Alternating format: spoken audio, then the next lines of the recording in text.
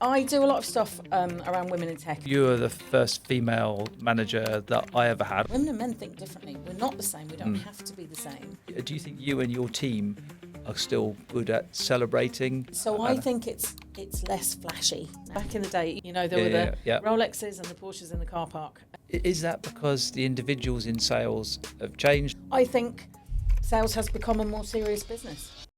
It's really good to see you again. I think we were just saying off camera, weren't we, that obviously we met 15 years ago. You're actually my manager for a short period of time, weren't you, at IBM? Indeed.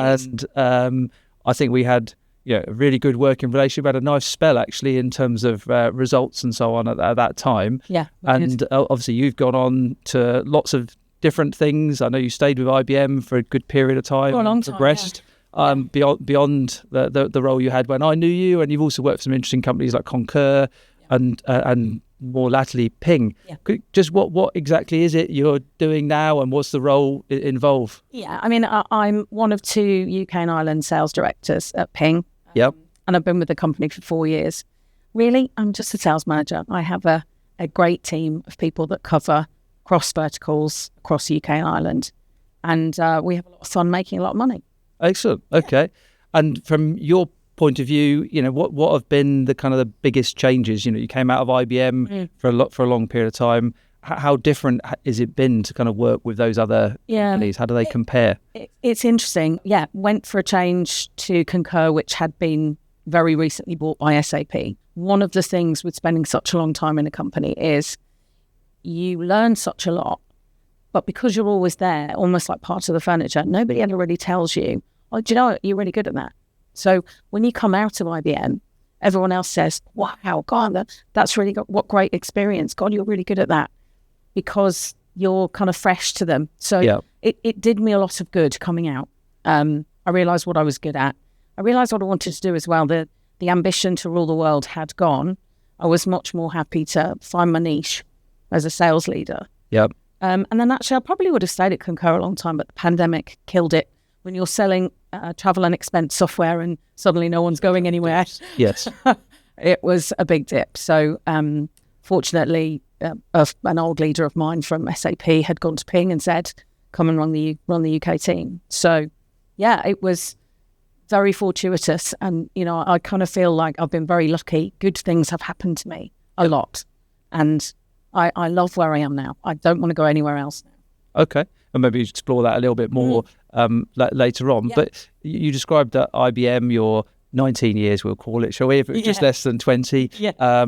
You obviously learned a lot and can apply that to other things. Is there sort of like a 2 or 3 sort of key things that you've learned along the way that you'd implement anywhere? I know you're not going anywhere but Ping, but if you took those 2 or 3 things, what are they that? Yeah, I think from a point of view of then going into smaller teams or smaller businesses, the thing I brought with me was the sales rigor that we had at IBM. We had sales training, we had sales methodologies. There was really that kind of the forerunner to things like Medic and MedPick, that I remember the thing that sticks in my head, the pipeline milestone worksheet, and you're doing an evaluation. Yes. Tools that you use along the way, I've reused or maybe adapted or recreated. But that foundation in having a proper, rigorous sales process has been invaluable, really. Okay. And interestingly, you said about Medic and MedPick and so on. Do you have a kind of a methodology that you use? I like Challenger. Challenger, right, okay. I do. So I don't see MedPick as a methodology. It's absolutely a way of assessing where you are in your sales cycle and where the gaps are and what you need to do, things you need to gain with the customer in order to progress a deal. But in terms of approach and how you sell and techniques in meetings and managing the customer, I like Challenger. I just think it almost gives a salesperson back their self-respect. I am a professional. I am in the room. Yeah. My time is valuable. Yeah. If you don't want to work with me, that's okay. But that's a decision we both make, I love that. Yeah. I think that one of the things I like with Challenger is just it brings you up on an equal level, and you're actually bringing insights and intelligence. Absolutely. And you're not just another person selling your wares. Absolutely. 100% agree, yeah. Yeah. Okay. And interestingly, I think I saw a stat yesterday in terms of the success rate of people within the different Challenger profiles, and I think lone wolves are pretty much the bottom, weren't they? And I think that's one of those areas I perhaps see less lone wolves, if you like, in sales now. And from your point of view, what other kind of trends and changes are you seeing in the kind of sales world at the moment? There's been lots of changes for the better. I think that the way that sales leaders manage their teams now is, yes, of course, the numbers are the most important thing. Of course, the customer relationships, the customer deals, but also the development of that sales team, managing them by how they need to be managed, what they need from you as a sales leader. Not all of my team, I've got a team of 8. They don't all need the same things from me because they have different levels of experience and different strengths. So it's being able to identify, where do I add value to that person to make them be the most successful salesperson they can be. Okay. And that's an interesting one. So when you're hiring, obviously you're looking for collaborative team players. Are there a couple of other attributes that must-haves? Because of the nature of the business we're in now, a lot of us are remote. Yeah. You need someone who is, what they used to call a self-starter, who's self-sufficient, who asks for help, but someone who's creative. I know we'll eventually talk about AI, but that using the tools that are available, and there are lots of them, to go and find new ways to engage with the customer, to make sure they have customer stories. All of these things have to be top of mind for a salesperson, and that takes discipline, and it takes the need to learn and the desire to know more and to understand more about the customer. Yeah. So I want someone who's curious and who is hungry and who wants to go and find something themselves, doesn't need everything delivered on a plate. Things where people haven't worked very well for me in the past is where I will say, have you tried this? And they go, oh God, that's a good idea. And I'm like, that's not rocket science. That's really ordinary sales stuff. Yeah. So someone who's curious and wants to go and find out more. Okay. I'm just going to step back a tiny bit. So when did you first become a kind of a sales leader, and why did you want to become a leader? You said you wanted to rule the world, but I did. So when I joined IBM, I wanted to be the first female CEO, and then Ginny Rometty beat me to it. Yeah. But I was very ambitious. I wasn't particularly interested in a family and all that kind of thing. I was very much focused on a career. Yeah. And then life just kind of happened. So I did my first management job in 2004. I think a lot of it is about being vocal. I like to talk with people and learn from them, and I don't just, and maybe it's that curiosity thing. Yeah. I want input from people. I don't, even though I talk a lot, and I do. One of my very first training courses in IBM, we had to do a role play boardroom, and it was videoed, and then I watched it back and I watched myself. This is early on, fortunately, so I caught it early. Yes. I watched myself and thought, oh my God, be quiet, Lisa. Let someone else talk. So when you got to that point, actually, I saw the benefit. I would consciously not say something. It used to kill me. I always had stuff to say. Yeah. But I wanted the input from people. And I think that's what happened. I kind of said to my boss at the time, put me on some management training. I want to be a manager. I want to be promoted. I want to, rule the world. Yeah. Okay. And so that was in 2004. Obviously, we're now 2025. Quite a long time later, yes. I guess. But what's been like the key changes over that time? And I'm thinking probably, particularly being a female leader, because actually, you were the first female manager that I ever had. I don't really think I thought anything of it at the time. It's only now I think back of it. You probably were, but that was quite unusual then. Have you had one since? Yeah, I have had one since, and 2 actually. So and it's been really good. I do a lot of stuff around women in tech, especially in my company. I want to make sure that we're hiring women, because that's 21 years ago, and yet actually there still are not many female sales directors. Even in my business in Europe, I'm the only one. So right, out of how many? In Europe, I think there's 7, something. 8 maybe. Yeah. And globally, I think there's 2, maybe 3 others globally. No, there must be more in Asia. So there's certainly, I don't know, less than 10 globally probably. So it's still nowhere near where it should be. I think back then, and like I said, I love IBM, I really do, but it was very male dominated back then. This is the kind of late 90s, early 2000s.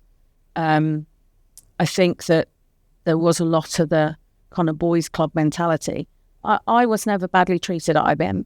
You know, I never felt like a woman in the sales team. Yeah. But I just kind of was one of the team, one of the boys. I think now there's a lot more consciousness about, it isn't about having women in the team and the team still acting the way that it was before or performing the way it was. I think it's very much more, there's a recognition now that women and men think differently. We're not the same. We don't have to be the same to be successful in the same career. Women think differently. They bring a different perspective to things. And that has changed, you know, and it's getting much, much better all the time.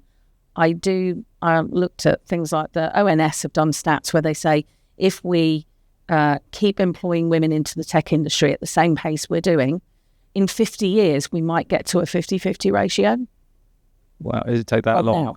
Really? Well, okay. And actually, the proportion of women in the tech industry has dropped 2% in the last 3 years. So I think we were only at 27% before anyway. So that we're still not there. I think a lot of it, I'm going off on a bit of a tangent, but I think a lot of it is about women understanding that in order to be successful in the tech industry, you don't need to be a programmer, you don't need to be a developer.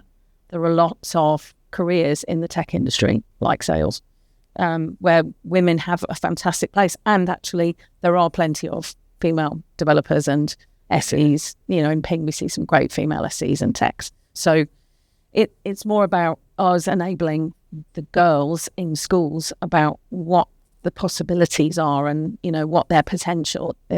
It isn't about, I've got to go and do a computer science degree before I work in the tech industry. Yeah. And how can we do more of that as someone who's got like a daughter and a stepdaughter and so on? How do we do more of that?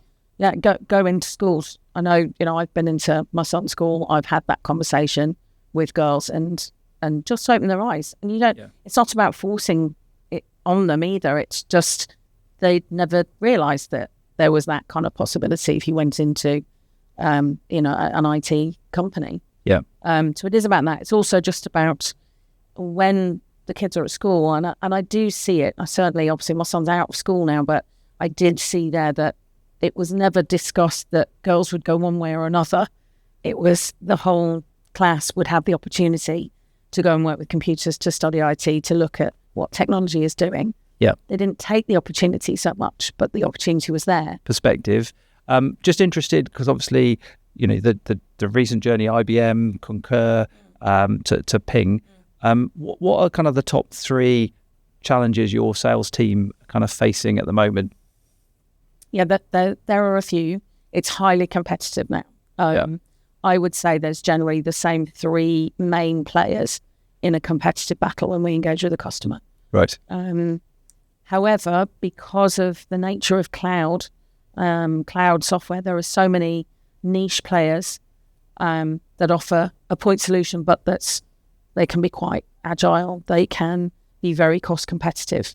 So commercials, especially in the global economy we've got at the moment, pricing is a huge issue. You know, you're trying to find the balance between something which you know will deliver quite high monetary value to a customer. Yeah. But actually they bring you into a commodity battle, you know, the procurement engagement once you get pushed to procurement.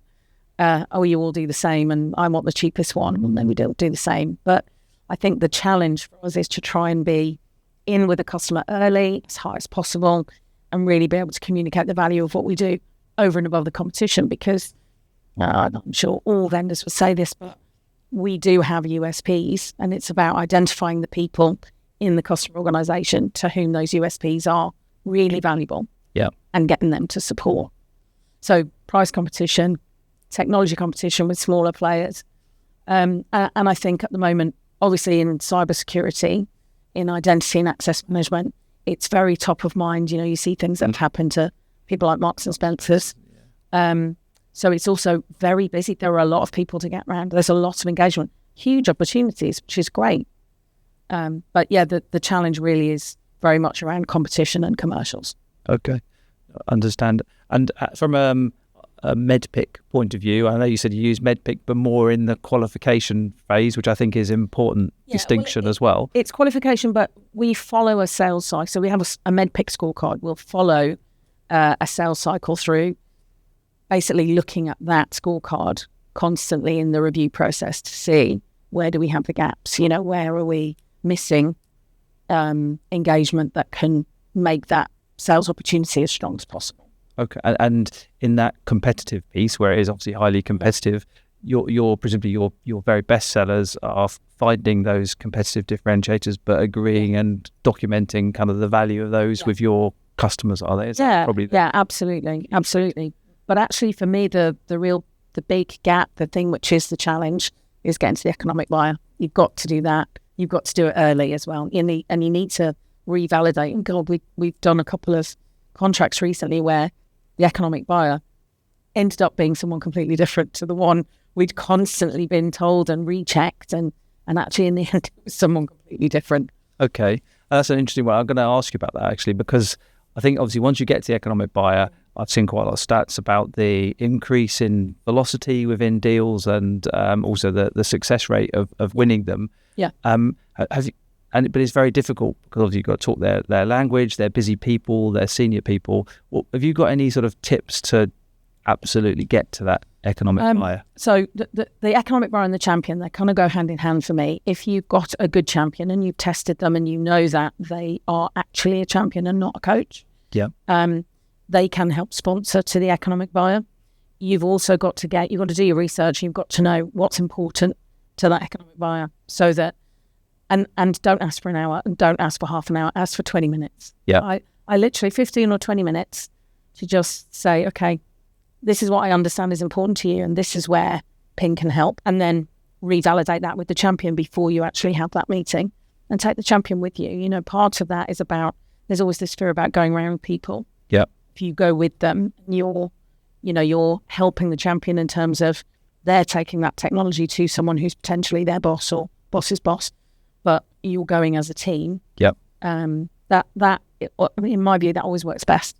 Okay. Get a sponsored meeting. Yeah. So the sponsored meeting, talk obviously their language, business language, understood, and go with the champion. Okay. And then in terms of AI, which is obviously one of the big themes of the discussion. Yeah. How are your sales team, or how's your business using AI? Has it seen success? Is there good examples of adoption? I don't know whether I'm too old, but I think I came to it a bit late. I was always, we get AI technology in our desktop. So I'll be typing an email and you get this, would you like me to help that? And I'm absolutely not. Of course I know how to write an email. Yep. But actually that shouldn't be dismissed, because as I've said, I've got a team of people with different backgrounds, different skills, different experiences. Actually, it's quite good to be able to sanity check and use AI just with your communication with the customer. What I would say is you've constantly got to have that human kind of check at the end of it. Yep. Is actually, does this make sense? Is this true? Is this information that's come back true? One of the things that I think has worked really well for my team in that aim to get to C-level, to get to that business owner, is just using that engine where you say, well, why is identity and access management going to be important to a CFO? Loads of info. Right. And again, you don't use it verbatim, but it's such a good way of getting the vocabulary and also having something to say to that CFO. So I understand this is actually going to affect the earnings per share if we do X, Y, Z.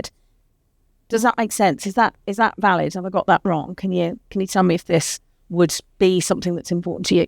Being able to start the conversation with something that doesn't involve technology, which is about their KPIs, what they're measured on, what success is for them. And you can get a lot of that out of this generative AI technology.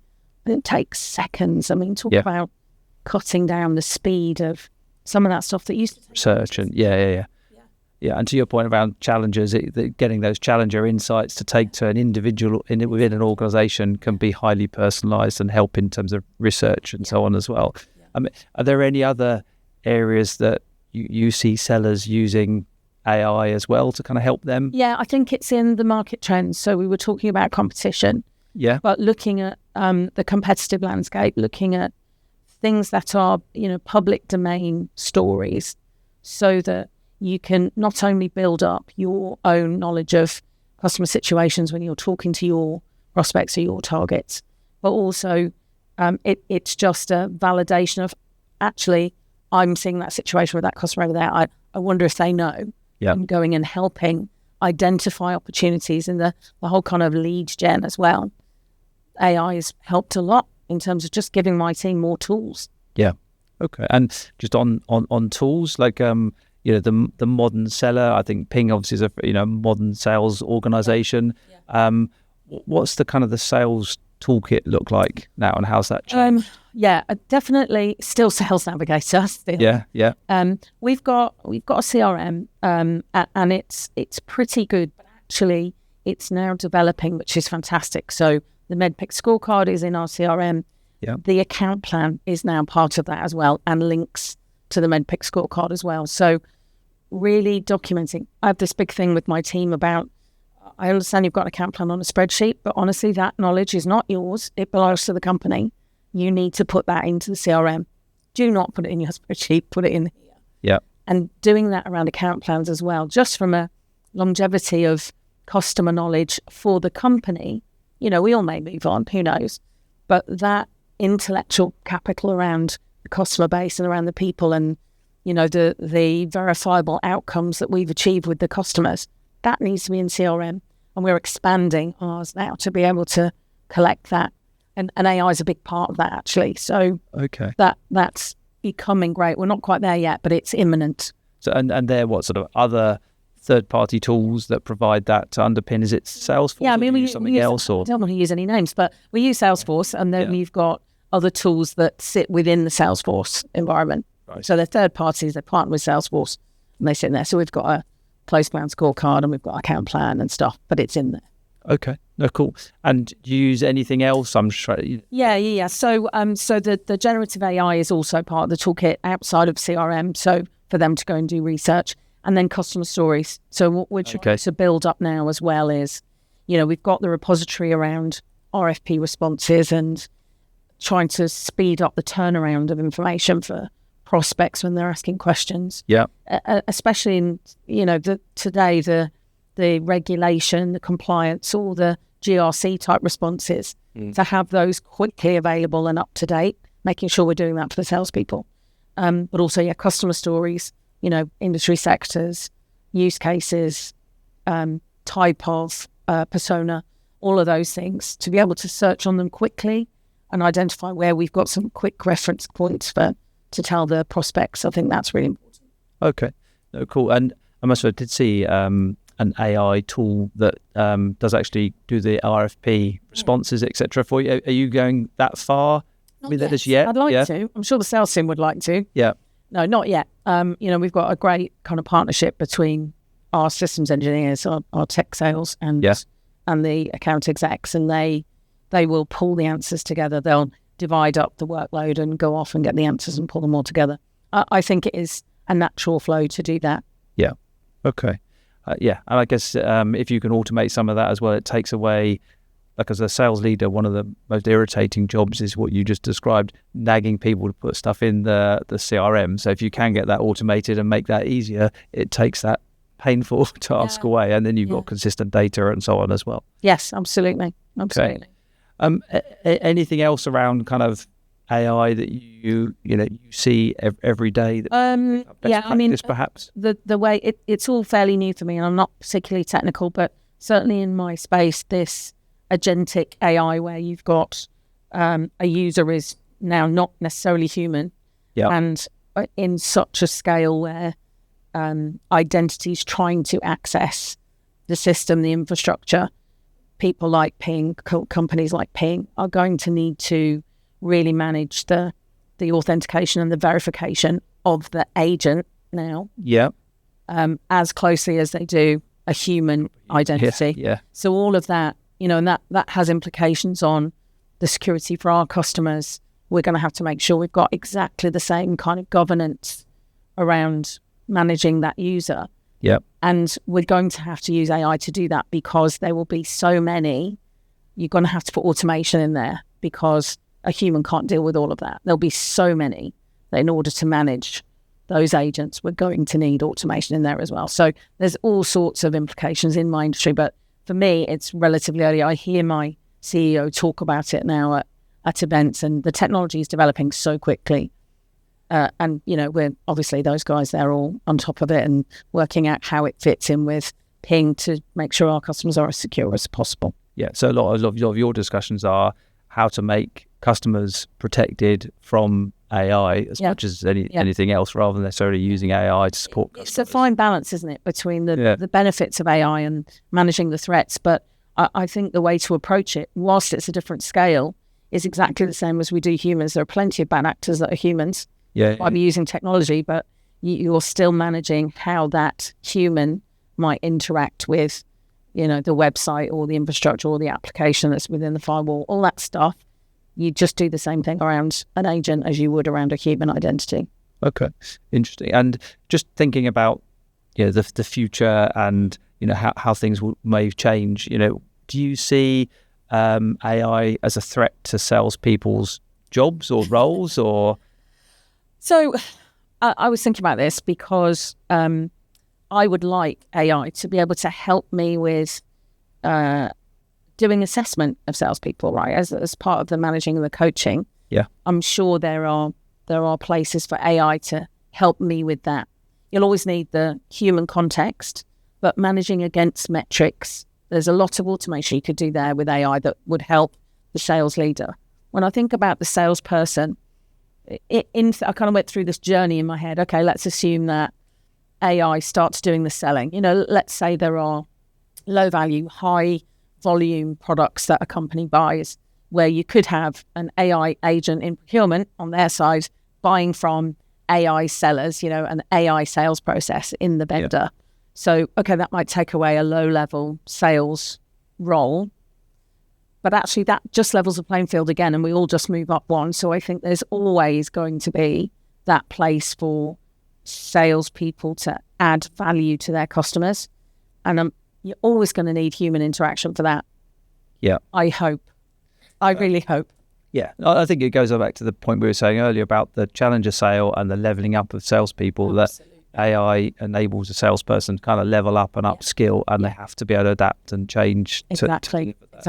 Yeah, we should probably have a chat about Curva around those metrics and measuring the salespeople, because there's quite a lot we can do around that, and AI coaching as part of that as well. But that's probably for when we stop the recording. But and from your point of view, any particular sort of trend or prediction that you see for the evolution of sales and how it will change over the next 5 years? Actually, if you think about the changes that we've had now, the intelligence level, if you like, from a commercial intelligence and an EQ kind of level of a salesperson is very different than it used to be. There would be a lot of people doing speculative contracts, back before the days of all these governance and regulation.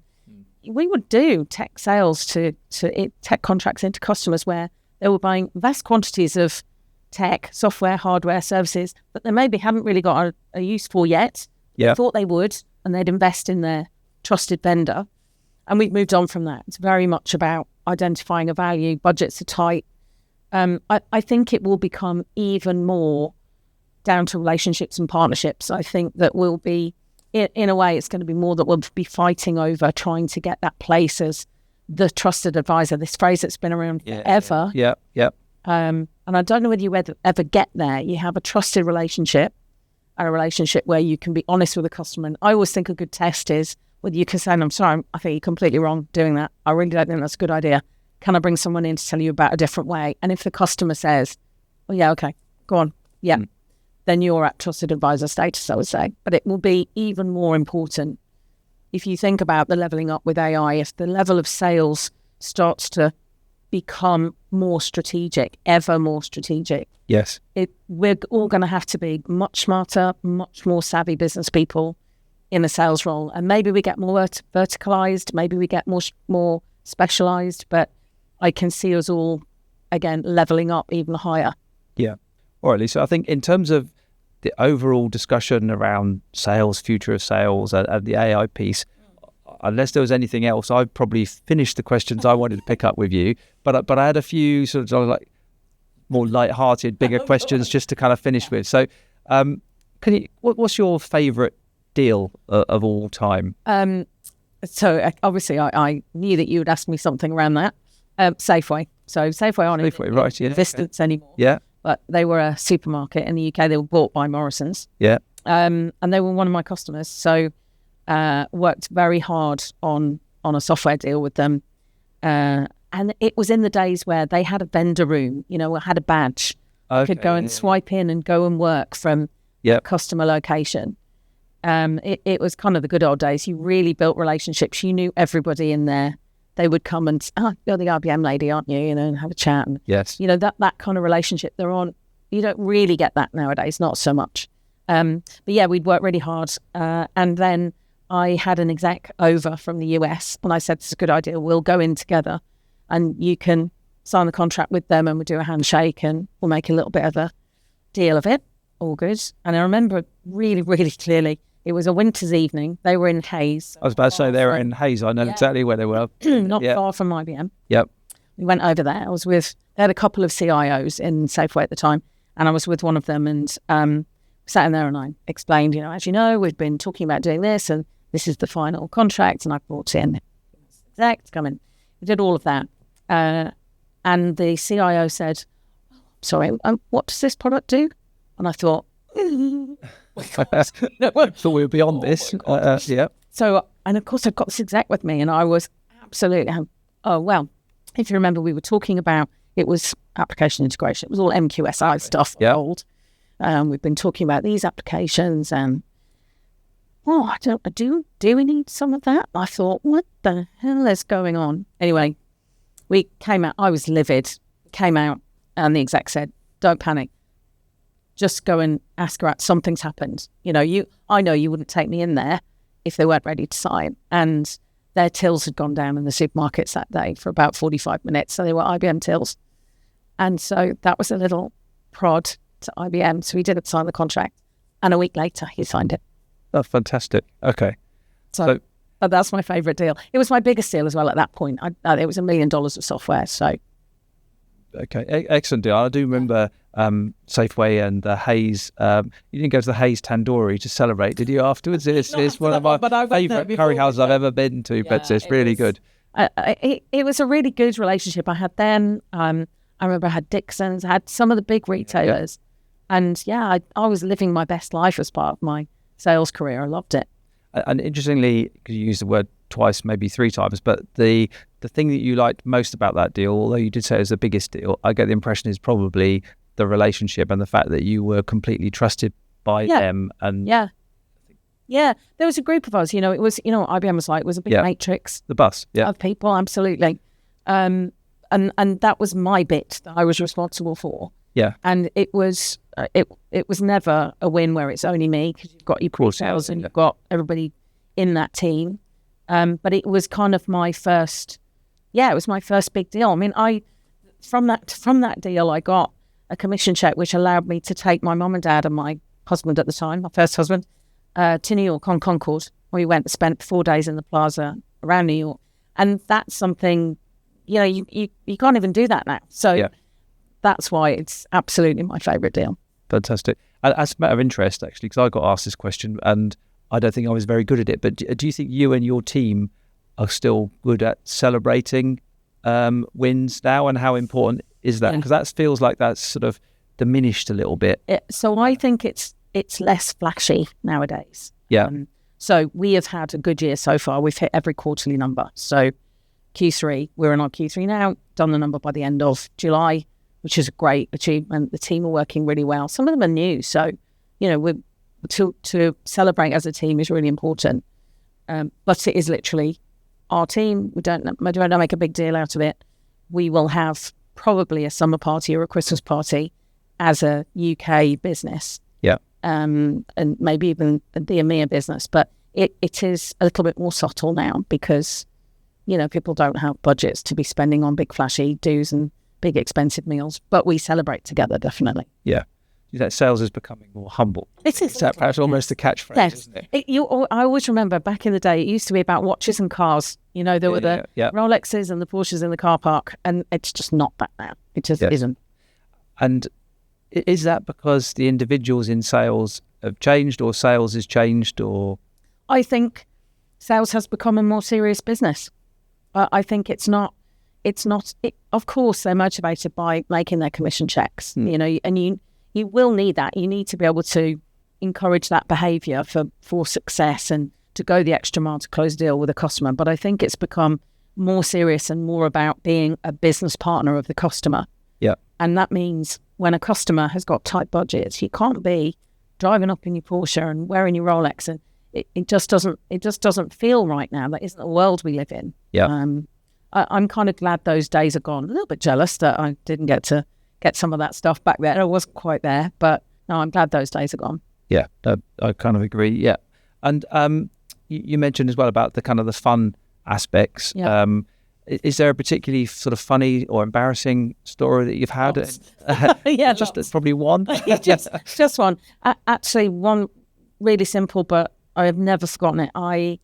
Back in the days, we didn't really have the kind of CRM infrastructure that you have nowadays. We had one guy who managed a green screen kind of forecasting system in the office. Okay. Brian, I remember him well. And this green screen app, it was called OMSIS. I remember that. Right. Opportunity Management System. Obviously. Yeah, catchy. And we used to go and sit with him and talk him through our numbers, and he would edit it all so that it was in one place. And literally, you might even send him an email with your numbers, but he did all of the system management of that. We didn't have access to it. Yeah. And I remember creating my forecast for him and sending it to my first line manager. And I don't know how, but the auto type ahead thing on the email address, I also sent it to the procurement manager of Dixon's. And Dixon's was on the forecast. And Hetty was this formidable lady. She was a mature lady, but always very glam, perfectly manicured, perfectly coiffed hair. Yeah. As, you know, a senior lady, very softly spoken, but absolutely fierce on it. Procurement manager. I sent her this forecast, and I remember my boss rang me and he said, did you need to send that to Hetty? And what are you talking about? Just look at your email. And I couldn't believe, I hadn't even noticed. The panic. God, total panic. And I just sent her an email and said, please disregard the email. And she just came back and said, of course, dear. That's what she said on the email. But no, she never let me forget it.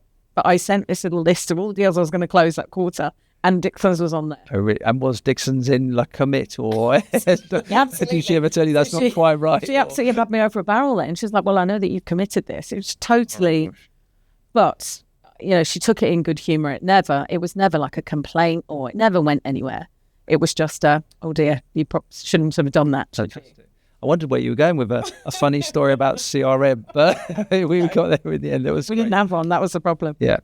And I guess just one last question, really. So we talked obviously about new people coming into the industry, especially maybe like newer females, and thinking about people like even like my stepdaughter and things like that. You know, what piece of advice or tips would you give them as they kind of start their career? Yeah, actually, it's some advice that I was given a long time ago, and that's about finding role models and people that you want to emulate. So in our industry, at least we do have a good amount of women leaders, you know, women in tech, whatever. Yeah. But being able to maybe ask them if they'll be a mentor, emulate, find out how they handle things, try and emulate, you know, even the way that they turn up, the way that they act in meetings, the way that they, just compose themselves, little things like that. Having multiple people that you can follow on, you know, and try and be as successful as you've been, having a role model. And I also think make sure that you know stuff. Go and follow. LinkedIn is a fantastic resource for following people, reading articles, getting points of view, understand what the market trends are. It shouldn't be the case that women have to be harder working, but I think it doesn't help. It doesn't harm if you work a bit harder to be a specialist, to know your thing. So that's kind of my tip. I was talking to a young woman recently who is just starting out, and she called me up and wanted a bit of advice. And I said about that, find someone that you want to emulate, because that's one of the best ways to just learn. You know, we're all human. We learn by watching and repeating. It still holds true. It really does. Perfect. I really like that answer. And where would somebody go to sort of find something? Because I appreciate, obviously, in some companies you can see people and you can obviously approach that person within your business, but obviously there's a suggestion, I think you're saying, to look at a broader field. So you can obviously look at LinkedIn, but where would you suggest people go? Yeah, so absolutely LinkedIn, but also look at some of the execs in maybe some of the, if you're in an early sales role and you have a patch of organizations that you're going after, look for those female execs in those industries, follow them on LinkedIn, see where they're making public statements, what they say in the news, and also try and get some recommendations from people. So with this young woman I was talking to the other day, I've said I'll send her just the LinkedIn links of people I follow, because just learning, one that springs to mind is, even though they're my competitor, the lady who runs the security business for Microsoft, I follow her. So it's just good to get a perspective from other women right across the board. Yeah, fantastic. And if anybody, hopefully you wouldn't be necessarily inundated, but if people wanted to get in touch with you, how can they do that? I'm on LinkedIn, Lisa Ockleshaw. I think there's only one Lisa Ockleshaw. Only one? Is there really? Yeah. Okay, there fantastic. A few Ockleshaws, but only just one Lisa Ockleshaw. Yeah. So the one Lisa Ockleshaw. Me a message on LinkedIn. Absolutely. Okay. Yeah, very happy to. Fantastic. Lisa, been absolute pleasure to have you here in these nice comfy chairs today, and really good speaking with you, and thanks very much. Thank you, Richard.